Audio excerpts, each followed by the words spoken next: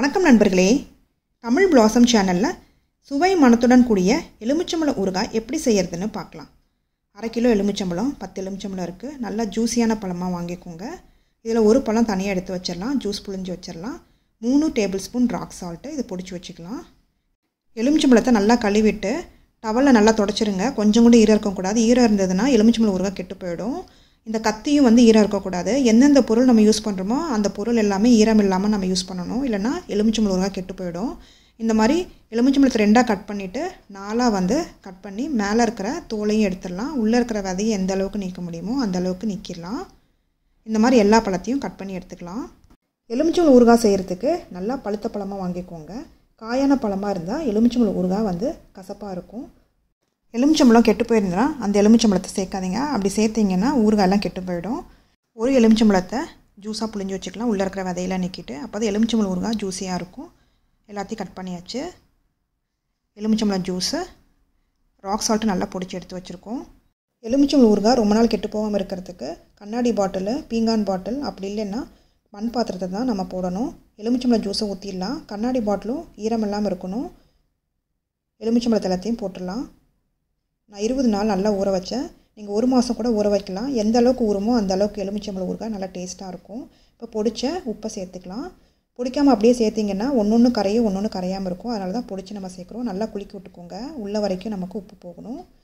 ஈரமில்லாத ஸ்பூனை போட்டு காலையிலையும் சாயந்தரமும் நல்லா கலந்து விடுங்க. அப்படி இல்லைன்னா குலுக்கி விடுங்க.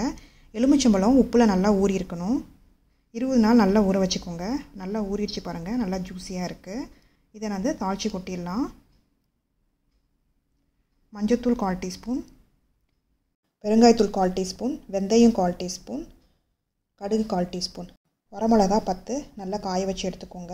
150 நல்லெண்ணெய். நல்லெண்ணெயில் ஊறுகாய் செஞ்சிங்கன்னா நல்லா டேஸ்ட்டாக இருக்கும். வரமிளகா அரைச்சி எடுத்துக்கலாம் நல்லா நைஸாக. ஈரப்பதம் இல்லாமல் இருக்கணும். அப்படி இல்லைனா ஊறுகாய் கெட்டு போயிடும். நல்லா நைஸாக அரைச்சாச்சு. இப்போ ஊற வச்ச எலுமிச்சம்பழத்தில் சேர்த்துடலாம். 20 நாள்லேருந்து 1 மாதம் வரைக்கும் நீங்கள் ஊற வச்சிங்கனாலும் ரொம்ப நல்லாயிருக்கும். ஈரம் இல்லாத ஸ்பூனாக போட்டுக்கோங்க. எப்படி நல்லா ஊறி இருக்கு பாருங்கள். இப்போ பொடிச்ச மிளகாத்தூளை சேர்த்துக்கலாம். நீங்கள் கடையில் வாங்கின மிளகாத்தூளையும் சேர்க்கலாம். அதோட நம்ம அப்போயே அரைச்சி சேர்த்தோம்னா நல்லா டேஸ்ட்டாக இருக்கும். மஞ்சத்தூளையும் சேர்த்துடலாம். சேர்த்து நல்லா கலந்து விட்டுக்கலாம். எல்லா பக்கமும் மஞ்சத்தூளும் மிளகாத்தூளும் மிக்ஸ் ஆகிற மாதிரி நல்லா கலந்துக்கலாம். நல்லா கலந்தாச்சு. இப்போ தனியாக எடுத்து வச்சிடலாம்.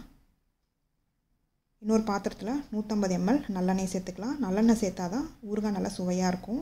நல்லெண்ணெய் நல்லா காஞ்சிருச்சு. இப்போ கடுகு சேர்த்துக்கலாம். கடுகு ரொம்ப சேர்த்திங்கன்னா ஊறுகாய் கசப்பாக இருக்கும். கொஞ்சமாகவே கடுகு சேர்த்துக்கோங்க. கடுகு நல்லா பொரிஞ்சிருச்சு.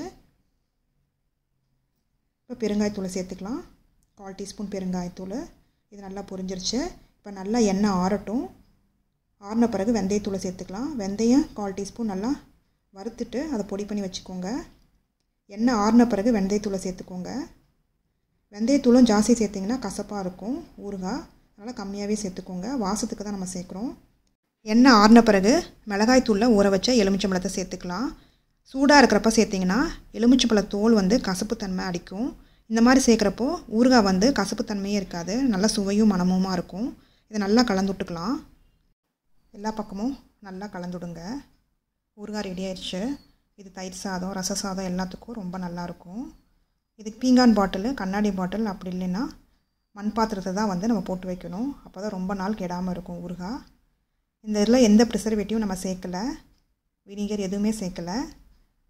ஊறுகாய் செய்கிறப்போ ஈரமில்லாத பாத்திரமாக எடுத்துக்கோங்க. இது செஞ்சு பார்த்துட்டு உங்களோட கமெண்ட்ஸ் என்னென்னு சொல்லுங்கள். கம்யூனிட்டி போஸ்ட்டில் ஜாப் வேக்கன்சிலாம் போஸ்ட் பண்ணியிருக்கேன். தேவையானவங்க அதை பார்த்துக்கோங்க.